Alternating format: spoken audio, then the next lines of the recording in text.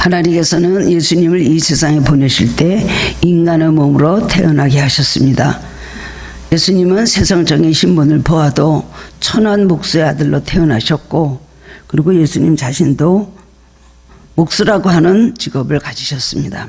가난한 가정의 맏아들로 태어나서 자라시면서 고생도 많이 하셨습니다. 마지막으로 세상을 떠나실 때에도 죄인의 형틀인, 저주의 형틀인 십자가에서 못 박혀 돌아가셨습니다. 하나님 자신이신 그분이 하늘의 모든 영광을 버리시고 인간의 몸으로 가장 낮은 밑바닥까지 내려오셔서 가장 겸허한 자세로 인생을 살다 가신 것입니다. 오늘 본문 빌립보서 2장 2절에 보면 너희 안에 이 마음을 품으라 곧 예수 그리스도의 마음이니라고 되어 있습니다. 그렇다면 예수 그리스도의 마음이란 것은 무엇일까요? 6절 7절에 기록된 것을 보면 예수님은 하나님과 동등됨을 취할 것으로 여기지 아니하시고 자기를 비워 종의 형체를 가져서 사람과 같이 되셨고 사람의 모양으로 나타나심에 자기를 낮추시고 죽기까지 복종하셨으니 십자가의 죽으심이라고 기록되어 있습니다. 이것이 바로 예수님의 삶이요 예수님의 마음이라는 것을 알 수가 있습니다. 다시 말해서 종의 형체로 이 세상에 오셔서 죽기까지 복종하신 예수님의 모습은 우리를 향한 바로 예수님의 그 마음을 표현한 것이라고 할 수가 있습니다. 마가복음 10장 43절 44절에서 예수님이 이렇게 말씀하셨습니다.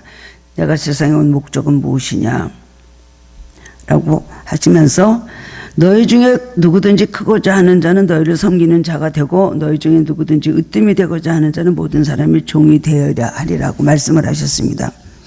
그리고 나는 종이 되고 대성물로 주기 위해서 이 세상에 오셨다고 말씀을 하셨습니다. 그렇습니다. 예수님이 가르쳐 주신 그대로 말씀하신 그대로 바로 종으로 사셨고 섬기는 자의 자세로 예수님은 사셨습니다. 예수님이 하나님 뜻에 따라 결심하신 대로 십자가에서 마지막에 돌아가셨을 때에 하나님이 그를 지극히 높으셨습니다. 그리고 모든 이름이여 뛰어난 이름을 주시고 하늘에 있는 자들과 땅 아래에 있는 자들이 무릎을 예수님 앞에 꿇게 하셨습니다.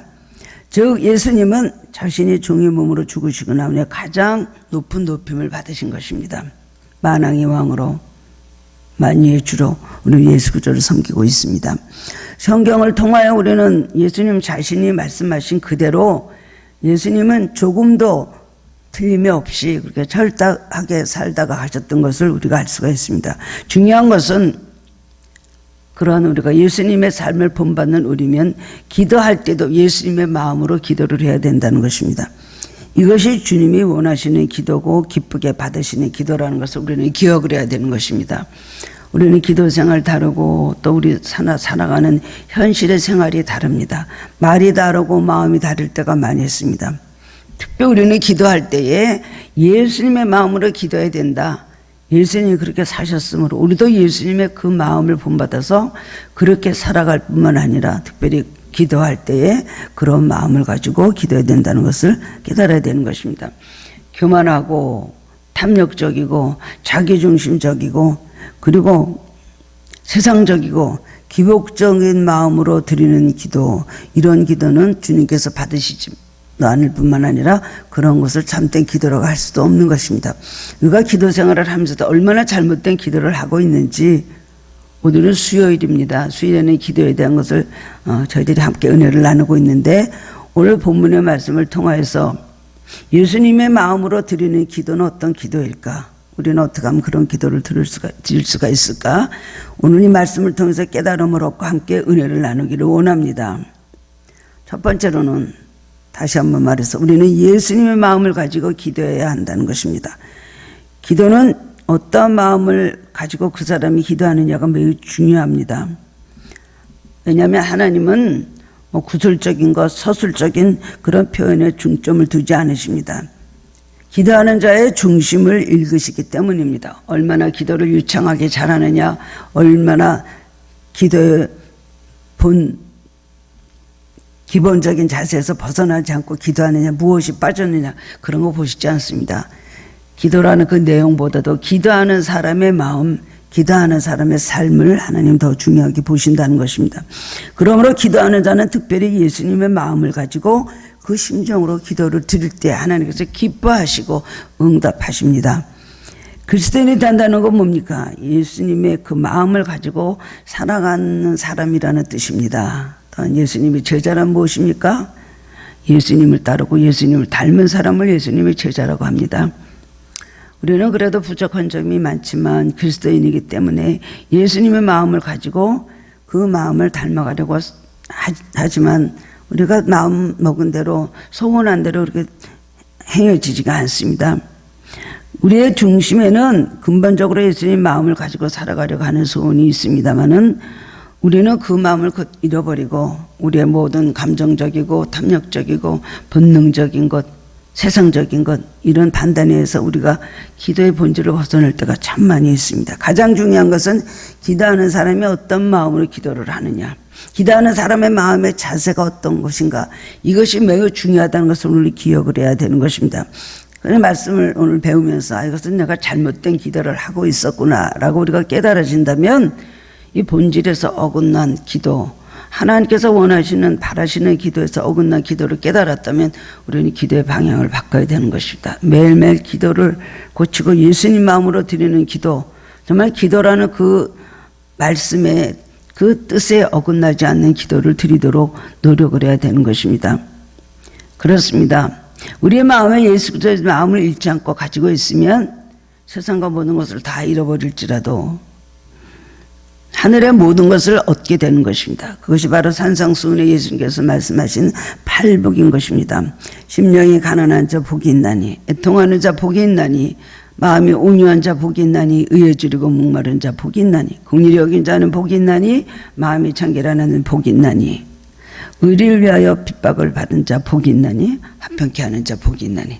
8가지 복에 대해서 말씀해 주신 건데 이것은 예수님의 성품이며 천국의 본질이라고 할 수 있는 것이 바로 산상수훈의 팔복인 것입니다. 이런 마음을 가지고 기도할 때에 우리는 기도를 통하여 주시는 하나님의 은혜와 응답을 받을 수가 있습니다. 물질과 명예와 학식과 권세와 지위를 다 가졌다 할지라도 예수님의 마음을 가지지 못했다면 그가 지닌 세상적인 것들이 무슨 소용이 있겠습니까? 무용지물일 것입니다. 물질과 명예와 여러 가지 학식과 권세를 다 가지고 있다 할지라도 예수님의 마음을 가지지 못하면 평안함이 없고, 예수님의 마음을 가지지 못하는 사람의 마음에 안식이 없고, 예수님의 마음을 가지지 못하는 사람이 무슨 마음속에 자기 스스로가 행복감을 느끼고 살아가겠습니까? 만족이란 게 있을 수가 없는 것입니다. 그렇습니다. 예수님의 마음이 없을 때 불행한 자가 되고 마는 것입니다. 그러므로 우리는 기도할 때 가장 우리가 기도 응답을 바꾸신 것은 주님의 평안입니다. 주님께서 말씀하신 나의 평안, 우리가 기도를 하고 나면은 우리 마음이 평안해져야 됩니다. 우리를 짓누르던 여러 가지 많은 고통과 무거운 세상의 짐들이, 죄의 짐들이, 마음의 짐들이, 모든 인생의 짐들이 다 내려놓고 마음의 평안함을 얻으면 우리는 기도를 하고 나서 참 마음이 기뻐지고 오늘 기도에 하나님께서 은혜를 주셨다는 것을 우리는 깨닫고 우리는 감사하게 되는 것입니다. 그런데 아무리 여러 시간을 그렇게 기도를 하고 앉아있다 할지라도 남이 들으면 굉장히 훌륭한 기도를 잘했다고 볼지라도 그 마음에 예수님 마음을 가지고 기도하지 않고 나면은 아무리 기도를 오래 하고 나도 마음에 평안함이 없습니다. 안식이 없습니다. 얻어지는 것이 없습니다. 그리고 자꾸만 매일매일 그런 생활이 지속이 될 때에 인생이 짜증스럽고 그리고 하나님 앞에 더욱더 원망과 불평이 나오게 됩니다. 나는 왜 이렇게 기도를 많이 하는데 왜 응답이 없을까? 나는 왜 기도를 하는데도 왜 이렇게 하나도 행복하지 않을까? 그것이 원인이 뭡니까? 예수님의 마음이 되어서 기도하지 못했다는 것입니다. 모든 걸 다 내려놓고 주님 앞에 겸허한 자세로 주님 앞에 정말 마음을 비우고 기도할 때에 주님께서 주시는 하늘의 평강으로 가득 채워줄 수가 있는 것입니다. 주신 건 모자라서 더 달라 더 달라 매일 달라 하다가 그것이 안 되면 기도하고 나서도 원망 불평이 더 나오고 그리고 신앙에서 더 실족하게 될 수밖에 없는 것입니다.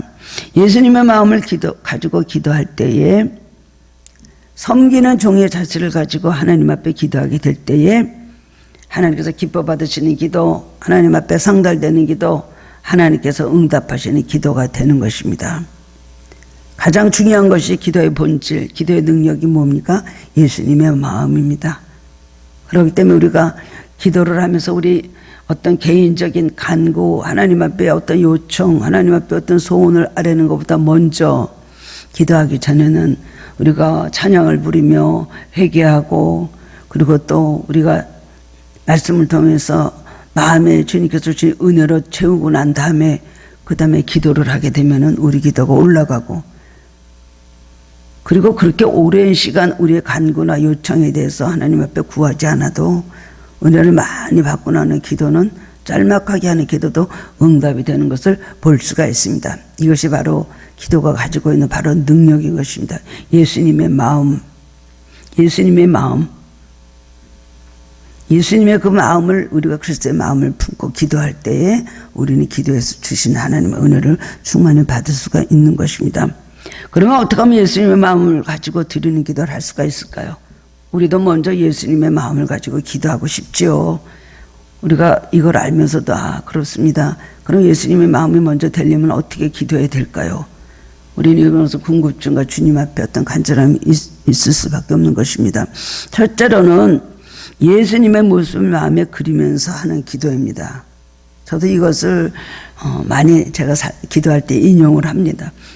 기도가 이렇게 막히고 답답하고, 현실이 답답하고 앞이 안 보이고, 그리고 기도가 잘 안 될 때, 시원하지 않을 때, 기도가 오늘 잘 올라가지 않는다, 이상하게 기도가 오늘 힘이 없다, 뭔가 방해를 받는다 할 때는 먼저 어떻게 해야 될까요? 예수님의 모습을 그려보는 것입니다. 특별히 세상에 계실 때 사람들에게 보여주셨던 그 몇 가지의 기도의 예수님의 모습을 상상해 보면서 기도할 때에 그 예수님 내 마음속에 들어오는 것을 체험하게 됩니다. 그 모습과 그 마음을 품는 것입니다. 뽕나무 위에 올라가 있는 삭개오에게 내려오라고 부르시던 예수님, 뽕나무에 삭개오가 앉아 있습니다. 그럴 때 예수님께서 삭개오에 내려오라, 오늘 내가 내 집에 유어야 되겠다 하신 그 마음, 세리였던 이 삭개오를 불쌍히 여기시고 예수님을 간절히 보고자 하는 그 마음의 간절함을 보시고, 그 다음엔 저 사람을 용서해 줘야 되겠다, 세리를 내가 구원해 줘야 되겠다 라고 하시면서 그를 긍휼히 여기시면서 내려오라 라고 말씀하시고, 바로 그 기뻐하며 예수님을 영접하던 그 삭개오의 집에 예수님께서 가셔서 같이 유하셨다는 겁니다. 야곱의 우물가에서 물 길러 온 여인과 대화하시던 예수님, 또 생각해 봅니다. 사마리아 우물가에서 예수님 이렇게 돌 같은 데 앉으셨습니다. 어떤 여인이 물 들어옵니다. 그렇습니다. 남편이 5이나 있었던, 또 비도덕적이고 호동했던 여인의 은총을 불쌍히 여기서 자비하게 물으시고 말씀하신 예수님, 그 마음을 마음에 그리면서 기도하라는 것입니다. 성경에 나와 같은 입장에 있었던, 성경에 나와 같은 처지에 있었던 사람들, 예수님 만나줬던 그 사람을 기억을 하면서 예수님 찾아오셔서 말을 거시고 도와주시고 문제를 해결해 주신 그 장면을 내가 마음속에 기억을 하면서 예수님을 보시면 우리는 예수님의 마음이 될 수가 있는 것입니다. 갈릴리 해변가에서 많은 사람들에게 하늘의 진리를 말씀하시던 예수님, 엠마오 도상에서 실망이 찬 무거운 발걸음을 내딛던 두 제자에게 오셔서 함께 동행해 주시며 하늘나라의 진리를, 성경 말씀을 부리해 주시던 예수님, 38년 된 베데스다 못의 병자를 고쳐준 예수님, 풍랑이 일어서 막 제자들이 그냥 막 어쩔 줄을 모르고 당황해하며 소리를 지를 때 그 풍랑을 일어나서 꾸짖으시며 바다가 잠잠하라고 하신 그 예수님, 우리가 인생에 비슷한 그 경우를 당했을 때에, 어려움을 당할 때 성경에서 그 문제를 해준 예수님을 그 생각하고 그 장면에 내가 섰다고 생각하면은 마음속에 예수님을 모시고 예수님 마음으로 변화되게 되는 것입니다. 그러므로 예수님께서 나를 불쌍히 여기시구나, 예수님께서 나를 절대 버리시지 아니하시는구나 생각을 하면서 마음의 소망을 가지고 기도를 하게 되는 것입니다. 여러분, 그렇기 때문에 우리는 찬양을 부르면서 그 찬양에 나오는 그 말씀 우리 마음에 그려보면 굉장히 은혜가 됩니다. 찬송가 295장의 2절에 옛날에 유대 땅에 주 예수 다닐 때 그 은혜 받으려고 큰 무리 모였네. 눈먼 자 병든 자를 다 고쳐주셨으니 나 같은 죄인까지 큰 은혜 받도다. 저는 이 찬송을 이 2절 부를 때마다 얼마나 마음의 은혜가 되는지 모릅니다. 어떨 때는 그 일부러 그 찬송을 찾아서 2절을 부릅니다. 특별히 옛날에 이대 땅에 주 예수 다닐 때 그 은혜 받으려고 큰 물이 모였네. 눈먼 자 병든 자를 다 고쳐주셨으니 나 같은 죄인까지 큰 은혜 받도다. 여러분, 그 장면에 내가 있다고 생각해 보십시오. 수많은 사람들이 모였는데 눈먼 자 병든 자 고쳐주십니다. 그런데 내가 거기 서 있습니다. 눈이 멀었습니다. 병이 들었습니다. 예수님께서 나를 보시고 갑자기 오셔서 눈을 고쳐주시고 병을 고쳐주셨습니다. 얼마나 큰 은혜입니까?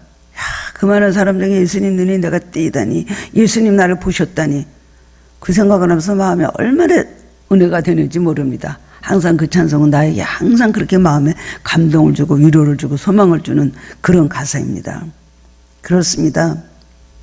저번에 우리 조경호 집사님이 창립기념 주일날 생명의 양식 그 찬양을 불러줬죠. 뭐 다 은혜 받습니다. 처음부터 끝까지 다 은혜 받고 또 많이 들었던 찬송이지만 주님이 해변서 떡을 떼신 해변서 주시는 그 양식을 주셨던 그 가사를 하는데 제가 얼마나 은혜를 받았는지 말입니다. 사람들에게 그 떡을 떼어 주시던 그 오병의 기적 아닙니까? 그 가사를 읽으면서 들으면서 얼마나 마음이 은혜가 됐고 또 항상 그 찬송을 또 도로도로 이렇게 요즘도 생각을 하면은 그렇게 마음의 은혜가 될 수가 없습니다. 여러분, 예수님 멀리 계시지 아니하십니다. 또 옛날에만 계셨던 분이 아니십니다. 천지를 창조하실 때도 계셨던 예수님 오늘도 우리와 함께 하시고 또 유대 땅에 그 유대인들에게만 보여주셨던 예수님이 아니시잖아요.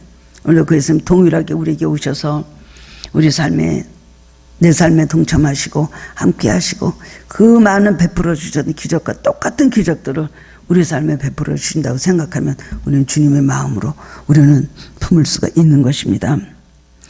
성경 속에 나타난 예수님 모습을 그리면서 기도할 때 바로 예수님의 마음을 가지고 기도하게 될 수 있는 것입니다. 그러한 예수님의 마음은 하늘의 영광 버리시고 종의 모습으로 오셔서 인간을 구원하시려는 하나님의 계획에 순종하여 나무에 달리시기까지 낮아지신 겸손한 마음입니다. 두 번째로는 어떻게 하면 우리가 예수님 마음을 품을 수가 있을까요? 예수님께서 이 자리에 지금 나와 함께 계심을 믿고 기도하는 것입니다. 신약 성경 속에서 나타나신 예수님이 지금 곧 나와 함께 계신다라는 걸 믿고 기도하라는 것입니다. 내 마음 속에 예수님을 모셔드리고 그 마음을 내 마음 가운데 그대로 받아들인 심정을 가지고 기도를 할 때 우리 좀 예수님 마음으로 변화될 수가 있습니다. 거추장스럽고 추하고 더럽고 악하고 그런 모든 더러운 것들이 내 안에서 완전히 사라지게 되는 것입니다. 내가 아플 때 같이 아파하시고 내가 눈물 흘릴 때 같이 눈물 흘리시고 내가 슬퍼할 때 나랑 같이 슬퍼하시고 내가 기뻐할 때 같이 기뻐하시고 내가 노래를 부를 때 같이 노래를 불러주시는 예수님이 계신다고 우리는 항상 믿어야 되는 것입니다. 우리는 매일 혼자 하는 것 같이 생각을 합니다. 우리가 작전 기도할 때 하늘에 계신 하나님께서 막연하게 들으시겠지. 나는 여기서 열심히 달력에다 동그라미를 치면서 오늘 또 했네 그럽니다. 그러면서 이 날짜를 재고 해야 되겠다는 열심히 나의 믿음이 하늘로 올라갑니다마는 예수님 그 시간에 막연하게 멀리 하늘에서 내 기도를 들으시겠지라고만 바로 그렇게 우리는 믿습니다. 그런데 그렇지 않습니다. 많은 것을 그동안 저에게 또 깨닫게 하시고 가르쳐 주실 것을 보면은 우리들이 작전 기도하려고 집에서 골방에 조금만 상을 펴놓든지 또 말씀 묵상도 하려고 하고 준비하고 앉을 때 예수님도 똑같이 와서 앉으십니다. 그 시간에 똑같이 예수님도 깔아놓은 방석에 앉으십니다. 책상을 마주 서로 대하고 앉으십니다. 옥기슬염이시고 앉으십니다. 그리고 우리의 기도를 들으시려고 앉아 계십니다. 저는 이런 것을 여러 번 주님께서 보여주셨습니다. 우리가 하는 작전 기도, 우리가 드리는 매일매일의 어떤 계획한 모든 기도 속에, 습관적인 기도 속에도 예수님은 우리와 함께 하신다는 겁니다. 멀리 계시는 것이고 막연하게 하늘의 구름 위에 계시는 예수님이 아니시고 오셔서 내 기도를 들으시구나. 이렇게 가까이 앉아서 내 기도를 들으시는구나 생각을 하고 깨달을 때가 많이 있습니다. 그렇기 때문에 우리가 함부로 할 수가 없죠. 그래서 저는 작전기도 하시는 분들, 특별히 어린 자녀들, 학생들에게 그렇게 말합니다. 작전기도를 하되 예수님도 그 시간에 같이 오신단다. 땅에서 해서 내 기도가 하늘에 상달되도록 하는 것도 좋지만 그게 아니라 예수님 함께 하셔서 함께 내 기도를 들으시고 오늘 뭐라 그러나 보자. 오늘 뭐라고 나에게 말을 하나만 들어보자 하신다고 내가 말씀을 합니다. 그리고 방석 2개 놓고 또 물도 이렇게 거기다 떠놓고 예수님 말씀하시다가 목마르시면 물 한 컵 드십시오. 물론 그걸 드시지는 않습니다만은 그러면은 예수님이 이 시간에 함께 하시는 것은 정말 실감을 하게 됩니다. 그리고 보이지 않는 예수님이지만 보이는 사람 앞에서 무엇을 부탁을 하는 것 같이 예수님 저는 이런 문제가 지금 있습니다. 그리고 지금 내가 이렇게 힘들어합니다. 예수님 나를 도와주십시오. 아니면 기도 못하는 사람 예수님 저는 이름이 뭡니다. 나는 나이가 몇 살인 누구라는 이런 학생입니다. 라고부터 시작을 하라고 제가 가르쳐요. 기도라는 것은 막연하고 미사여구를 써서 그렇게 잘나고 온전한 그런 문장을 만들어서 드리는 그 기도가 중요한 것이 아닙니다. 가장 중요한 것은 우리의 마음인 것입니다. 예수님 앞에 가까이 하셔서 계시다는 걸 믿고 열심히 내 마음을 주님 앞에 토로할 때 주님께서는 그걸 들으시고 끄떡끄떡 하시고 옳은 말을 하네. 그렇다 라고 하시면서 우리 기도에 응답을 해주신다는 걸 믿어야 되는 것입니다. 3번째로는 마지막으로 예수님의 음성을 들어야 됩니다. 주님의 마음을 자꾸 되려무려는 주님의 음성을 들어야 됩니다. 우리는 무엇으로 우리를 정결하게 할까요? 무엇으로 우리를 새롭게 할까요? 무엇으로 우리가 변화가 될까요? 여러 가지 다 있지만 가장 중요한 것은 주님의 말씀입니다. 주 음성 외에는 더 기쁨 없도다. 날 사랑하시는 주 늘 계시옵소서 하지 않습니까? 주님의 음성 이상의 기쁜 것이 없습니다. 고통 중에 있다가도 주님의 음성을 들으면 기뻐집니다. 그리고 그 주님의 음성이 막연하게 품고 있다가 기억하고 있다가 어느 날 그 음성이 주님의 음성이었다는 것을 깨닫게 될 때에 그렇게 감사하며 힘이 되고 위로가 되고 눈물이 나올 수가 없습니다. 주님 우리에게 말씀하시고 싶어 하시는 주님이십니다. 아브라함에게도 아브라함에 부르셨습니다. 이삭에게도 야곱에게도 누구에게든지 하나님은 말씀하시고 또 그 전에 우리 이름을 부르시는 분이십니다. 그렇기 때문에 우리는 기도에 있어서 이 마지막 때가 아주 중요합니다. 우리는 우리가 말하는 것만 하고 우리가 아뢰할 것만 하고 어떻게든 한마디든지 더 주님 귀에 들리도록 우리의 모든 사정을 아뢰고 도움을 요청을 합니다. 그것이 우리의 어떤 열심히 내 행위로 인하여 우리는 그것이 된다고 생각을 합니다.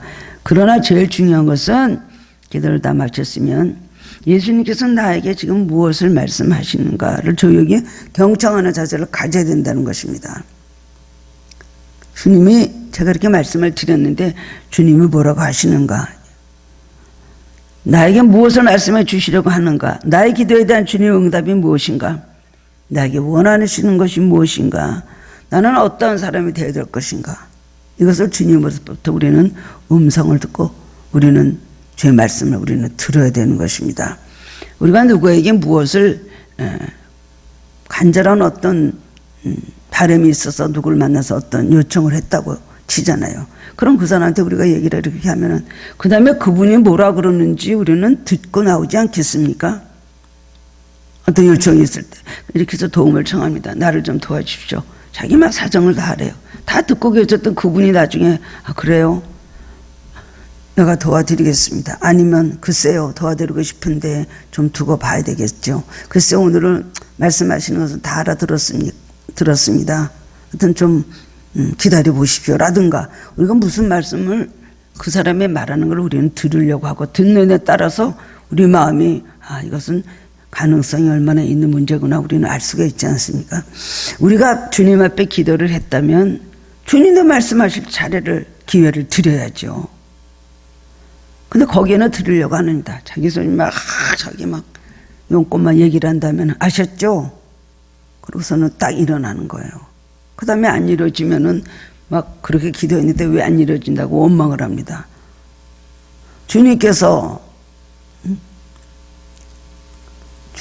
내가 그렇게 해주겠다 하시는 것도 아니고, 아니면 아니 안 돼 그거는 라고 하면 안 되는 건데, 무조건 되게 해달라는 기도만 정할 때에 어떻게 되겠습니까? 그렇습니다. 조용하게 듣는 자세가 아주 필요한 것입니다. 예, 그건 아니다 라든가, 그래 그건 참 좋은 생각이라든가, 우리가 주님의 마음에 우리를 맞춰야 됩니다. 맞추지 않고 내 마음대로 하면서 잘못된 길로 가면서 그냥 주님 내 뒤에 따라오십시오 라고 해서 그것이 이루어질 수가 없는 것입니다. 주님의 음성을 반드시 들어야 됩니다. 그럴 때 우리는 우리 마음에 확신을 가질 수가 있습니다. 그리고 주님의 음성을 정말 간절히 기다리다가 정말 들었을 때에 벅찬 충격을 가집니다.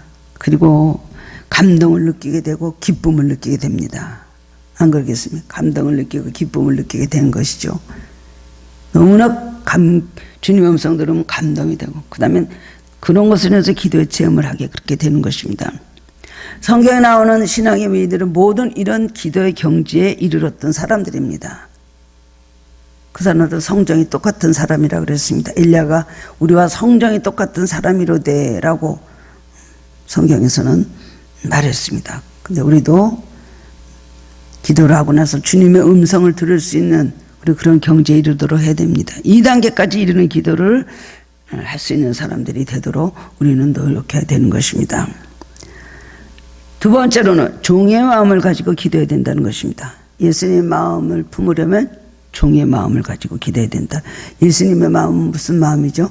종의 마음입니다. 섬기는 자의 마음입니다. 자신의 일시상의 필요를 위한 기도는 거의 없었습니다. 예수님의 기도는 거의 남을 위한 기도였습니다. 모두가 하나님의 뜻을 이루기 위한 기도였고 자신을 위한 기도가 아니었습니다. 그리고 종과 같이 다른 사람을 위한 기도를 들으신 것입니다. 그래서 기도로 사람들을 섬기셨습니다. 그리고 삶의 대성물로 우리에게 주셨습니다. 이것이 바로 종의 자세인 것입니다. 종은 누구를 위해서 존재하는 사람입니까? 주인을 위해서 존재하는 사람입니다. 주인을 위해서. 자기 자신의 생각이나 자기 자신의 이익이나 자기 자신의 어떤 뜻이 없습니다. 그저 주인이 명령하는 대로, 주인이 원하는 대로 그 뜻을 맞춰서 살다 보면 그저 그 종에게 더 풍성한 것으로 줄 수도 있고 더 많은 것으로 맡길 수도 있고, 그 종이 그저 오로지 주인의 말에 순종함으로 그 다음에 많은 복을 받게 그렇게 되는 것입니다. 예수님은 자신을 위해서 드리는 기도도 궁극적으로는 남에게 돌아가는 그런 기도를 하셨다는 겁니다. 예수님의 기도는 철저하게 자기 자신을 위한 그런 이익의 기도가 아니고 죄인된 인간들을 위한 기도, 제자들을 위한 기도, 군중을 위한 기도, 무리를 위한 기도들만 그렇게 하셨다는 것을 성경에 보면 알 수가 있습니다. 이러한 예수님의 기도 모습을 요한복음 17장 9절에서 내가 비옵는 것은 세상을 위함이 아니요 내게 주신 자들을 위함이니이다. 그들은 아버지의 것이로소이다. 17장 20절에 보면 내가 비옵는 것은 이 사람들만 위함이 아니요 또 그들의 말로 말미암아 나를 믿는 사람들도 위함이니라고 하셨습니다. 이렇듯 예수님은 모든 구원받을 사람들을 위해서 기도하셨다는 겁니다. 결국 예수님의 기도는 자신의 유익을 위한 기도가 아니라 하나님의 뜻을 이루기 위한 기도, 두 번째로는 오직 남을 위한 중보 기도를 하신 것이었습니다. 그것이 예수님의 마음으로 드리는 기도입니다. 하나님의 뜻에 맞춰서 하나님의 뜻을 이루기 위해서 그런 사람들을 위한 기도를 전적으로 예수님은 올리셨던 것입니다. 사도 바울도 자신을 위한 기도 부탁을 여러 군데서 했습니다. 에베소서에서도 많이 부탁을 하고 몇 군데 나를 위해서 기도해달라. 서신에서 그것을 많이 부탁을 하였습니다. 그런데 악한 사람 만나지 않게 기도해달라. 그 다음엔 이것저것 많이 기도를 부탁을 하였는데 그 기도 부탁이 자기를 위한 것이 아닙니다. 그 기도 부탁은 결국 사람들을 위해서 자기 자신이 일할 수 있도록 방해받지 않도록 담대하게 하나님 말씀을 전할 수 있도록 해달라고 부탁한 그런 기도였습니다. 에베소서 6장 19절에서 20절에 보면 자신의 욕심을 위한 기도가 아니라 모든 이들을 유익하게 하는 복음 전하는 일을 자신이 하기 위해서 기도를 부탁한 것입니다. 또 나를 위하여 구할 것은 내게 말씀을 주사 나로 입을 벌려 복음의 비밀을 담대히 알리게 하옵소서 할 것이니 이 일을 위하여 내가 쇠사슬에 매인 사신이 된 것은 나로 이 일에 당연히 할 말을 담대히 하게 하려 하심이니라 라고 말했습니다. 감옥에 있는 자기를 위해서 나 건강하게 해달라고 기도해다오. 내가 또 물질적으로 좀 너무 궁핍하지 않게 해서 기도해달라. 사람들이 나에게 너무 나에게 심하게 악하게 굴지 않게 기도해달라. 뭐 그렇게 구했습니까? 절대로 아닙니다. 뭐 오히려 감옥 밖에서 그를 걱정하고 눈물을 흘리했던 빌립보 교인들에게 오히려 에베소 교인들에게 오히려 내가 더 담대히 전할 수 있도록 나를 위해서 기도해달라. 내가 쇠사슬에 매인 사신이 되었다. 자기 자신을 그렇게 올리며 하나님의 복음을 전하는 사람으로서 담대히 끝까지 이 사명을 다 감당하게 해달라고 그것을 부탁을 하고 있다는 것입니다. 히브리서 7장 23절 25절에서도 보면 제사장 된 그들의 수요가 많은 것은 죽음으로 말미암아 항상 잊지 못함이로되 예수는 영원히 계심으로 그 제사 직분도 갈리지 아니하리라. 그러므로 자기를 힘입어 하나님께 나아가는 자들을 온전히 구원하실 수 있으니 이는 그가 항상 살아계셔서 그들을 위하여 간구하심이라 말했습니다. 종의 마음을 가지라고 가르치신 예수님은 자신이 먼저 솔선수범하여 종으로서의 모범을 그 자세를 우리들에게 먼저 친히 보여주셨던 것입니다. 그래서 요한복음 13장 14절에서 17절 말씀을 보면 예수님께서는 13장에서 이제 마지막 유월절 만찬하시고 그 다음에는 식사하신 후에 대에 물을 떠다가 제자들 앞에 놓으셨습니다. 12 제자들 앞에 놓으시고 겉옷을 벗어서 벽에 걸으시고 그 다음에는 한 사람씩 허리를 묶으시고 그 다음에 한 사람씩 앉히시고 그리고 예수님 무릎을 꿇고 그 제자들의 더러운 발을 다 씻어주셨습니다. 베드로가 깜짝 놀라서 주여 우리가 주님 선생님의 발을 씻겨야지 어떻게 선생님이 우리의 더러운 발을 씻기십니까? 그 예수님께서 아니다. 내가 너희들의 발을 씻어주지 않으면 너희와 나는 상관이 없다라고 말씀을 하셨어요. 그러니까 또 베드로가 그러면 내 온몸을 다 씻어주시옵소서. 예수님께서 발만 씻은 자는 온몸도 깨끗하니라 말씀을 하셨어요. 이해할 수 없는 일입니다.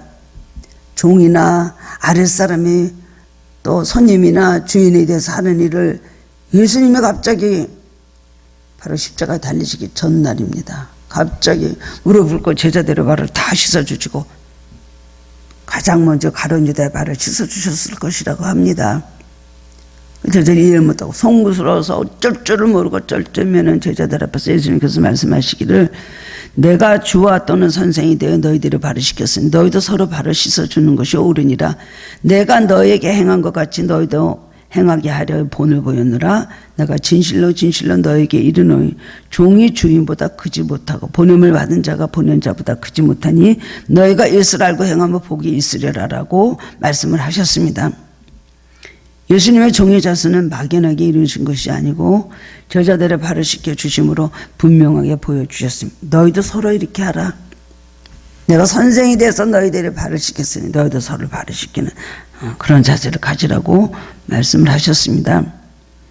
그리고 예수님이 하신 것을 우리도 실천함으로 축복을 받으라고 우리에게 권면하신 것입니다. 이것이 절제 종의 자세인 것입니다. 너희 중에 크고자 하는 자는 섬기는 자고 너희 중에 높아지는 자는 자기를 낮추는 자가 높아진다고 말씀을 하셨다는 것입니다. 누가복음 18장 11절에서 14절 보면 바리새인과 세리의 기도가 나옵니다. 둘이 다 성전으로 올라가는데 바리새인은 쭉 성전으로 올라갑니다. 사람들 막 많이 섰는데 딱 서가지고 또 금식을 할 때는 얼굴을 찡그리고 막 흉하게 합니다. 그리고 서서 기도하기를 하나님이여 나는 다른 사람들 곧 토색 불이 가늠하는 자들과 같지 아니하고 이 세대와 더 같지 아니함을 감사합니다. 나는 일에 2번씩 금식하고 또 소득의 11조를 드리나이다 하고 오는다고 하면서 서서 기도를 합니다. 근데 세리는 성전에 가까이 가지도 못합니다. 멀리 서가지고 감히 눈을 누버려서 하늘을 우러도 보지도 못하고 가슴을 치며 가로되 하나님의 나를 불쌍히 여기시옵소서 나는 죄인이로소리다 하였다 그랬어요. 예수님께서 말씀하시기를 세리가 바리새인보다 더 의롭다 하시고 누구 기도를 들어주시겠느냐 라고 말씀을 하셨습니다. 무릇 자기를 높이는 자는 낮아지고 자기를 낮추는 자는 높아지리라 말씀하셨습니다. 자기를 포장하고 자기를 꾸미고 그저 모든 것을 정당화시키면서 나는 의롭고 내가 한 일은 옳다고 하면서 하는 것, 위선적이고 가식적이고 꾸밈에 맞는 것을 하는 것을 기뻐하시지 않습니다. 자기의 잘못된 것을 잘못됐다고 하고 자기의 떠오른 것은 옳다고 하고 모든 걸 하나님 앞에 하나님의 모든 말씀의 거울 앞에서 비춰봐야 된다는 것입니다. 그런 사람의 기도를 들어주신다는 겁니다. 기도는 할지 몰라도 가슴을 치면서 주여 나는 죄인이로소이다 라고 하는 그 기도를 들어주신다는 겁니다. 그래서 누가복음 15장에 보면은 탕자 비유가 나오죠. 탕자 비유가 나오는데 탕자는 아버지의 재산을 일찌감치 의산을 미리 달라고 쫄라서 받아갖고 먼 나라에 가서 장기들과 아주 방탕한 생활하고 그 모두 갖고 간 물질을 다 탕진하였습니다. 나중에는 먹을 것이 없는데 돼지치기를 하는데 그나마 돼지가 먹는 주염 열매조차도 주질 않는 거예요. 굶어 죽게 되니까 생각했습니다. 아, 내가 여기서 줄여 죽는구나. 내 아버지 집에 가면 품거리만 했는데 내가 왜 이렇게 살지? 내가 감히 돌아가서 아버지 아들이라고는 못하지만은 그냥 품꾼 하나를 써달라 그러고 가서 내가 일을 하고 아버지로부터 주는 것 같고 양식을 먹고 살아야 되겠다고 왔습니다. 그 아버지가 그냥 반기고 송아지 잡고 가르치고 그 말씀 우리가 누가복음 15장에 나와 있는 거 알고 있지 않습니까? 왜 집에 있던 맏아들보다 방탕하고 돌아왔던 망한 그 아들 버림받아들 그 아들을 예수님께서 오히려 사랑하신다는 말씀을 하고 있습니다. 바로 그것입니다. 그것이 바로 회개하는 자, 자기를 낮추는 자, 자기의 모든 단점과 부족한 것을 그대로 고백하는 자, 하나님 그런 사람이 기도를 들어주신다는 겁니다. 우리는 세 번째는 종의 마음으로 드리는 중보기도가 필요한 것입니다. 중보기도는 하나님과 그 사람 사이에서 기도하는 남을 위한 철저한 기도, 이타적인 기도가 바로 중보기도인 것입니다. 중보기도하는 사람은 중보기도하는 대상이 변화가 되고 응답받습니다. 또한 중보기도하는 사람이 중보기도를 하다 보면 또 변화가 되고 축복을 받습니다.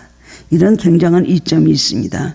중보기도는 바로 예수님의 마음을 가진 기도입니다.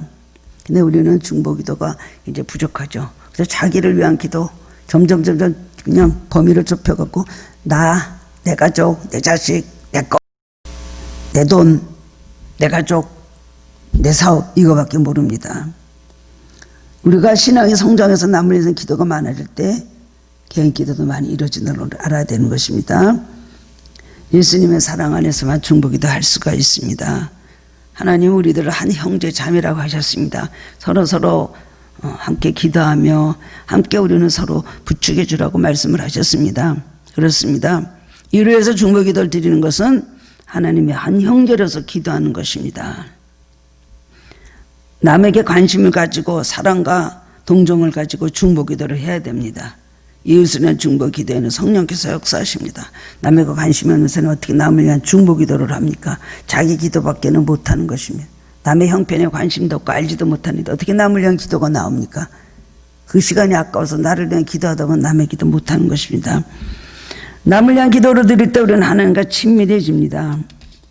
자기를 위한 기도는 자기 중심적이 되지만 예수님의 마음을 가지고 남들을 위해서 기도할 때 하나님의 가장 가까운 자리에 서는 사람이 되는 것입니다.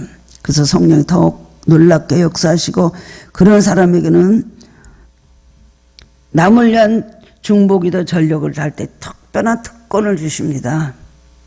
그런 사람을 기뻐하시기 때문에 굉장히 그 응답받는 것을 본인이 느끼게 됩니다. 그래서 종의 중심을 가지고 남을 위해서 중보기도 많이 할 때에 예수님이 몸소 실천하신 바로 그것이 기도의 모범인 줄 우리는 알아야 되는 것입니다. 찬송가 364장 4절의 말씀 보면은 그렇습니다. 내 기도하는 시간 그때가 가장 귀하다. 주 세상에서 일찍이 늘 요란한 것 피하여 빈들에서나 산에서 온 밤을 새워 지내사 주 예수 친히 기도로 큰 본을 보여주셨네. 우리 예수님의 기도의 생활 또 예수님의 마음으로 우리는 변화되어서 평생의 주님과 동행하며 주님이 사셨던 그 삶을 우리도 똑같이는 절대로 못 살지만 그래도 따라가려고 노력하고 본받으려고 노력하는 가운데 정말 주님 앞에 축복받는 기도자들이 되어야 될 것입니다. 예수님의 마음으로 기도드리는 겸손하고 참된 기도자들이 되시기를 주님의 이름으로 축원합니다. 사랑의 주님 은혜를 감사드립니다. 오늘 기도에 대해서 다시 한번 말씀을 묵상하며 은혜를 받습니다. 그렇습니다. 기도를 얼마나 하느냐, 기도를 또 어떻게 하느냐가 중요한 것이 아니라 기도를 드리는 사람의 마음이 중요한 것입니다. 오늘 이 시간 우리 마음속에 예수님의 마음을 품을 수 있게 해 주옵소서. 너희 중에 주 예수의 마음을 품으라. 그는 하나님의 본체시나 동등됨으로 여길 것으로 취하지 아니하시고 종의 형체를 지녔다고 하셨습니다. 우리도 이런 겸손한 모습으로 살아갈 수 있게 해 주옵소서. 우리는 여러 가지로 남을 섬기는 삶을 살려고 합니다. 주님이 명령하신 그대로 남을 섬기기를 원합니다. 물질로 섬기고 시간으로 섬기고 갖고 있는 모든 달란트대로 섬깁니다. 가장 중요한 것은 기도로 남을 섬기게 하여 주옵소서. 남을 위한 중보기도는 빼앗기는 것이 아니라 그의 나에게 다시 돌아온다는 사실을 기억하게 하여 주시기를 원합니다. 예수님 오늘 우리 중심에 오시옵소서. 권고하고 피곤하고 교만하고 하나님 정말 낮아질지 모르는 이 모든 중심에 주님 오셔서 겸손하게 하시고 예수님의 착한 마음, 예수님의 겸손한 마음, 예수님의 아름다운 마음으로 우리 마음을 변화시켜 주시옵소서. 그리고 주님 앞에 중보기도를 많이 올리는 기도의 성숙자들이 되게 하여 주시옵소서. 예수 그리스도 이름으로 기도드리옵나이다. 아멘. 주 예수 그리스도의 은혜와 하나님 아버지의 무한하신 사랑과 성령님의 감화가 동 교통하심이 예수님의 기도의 삶을 본받아서 늘 예수님의 마음으로 기도하기를 원하는 귀한 성도님들 머리 위에 지금부터 영원토록 함께 있을지어다. 아멘.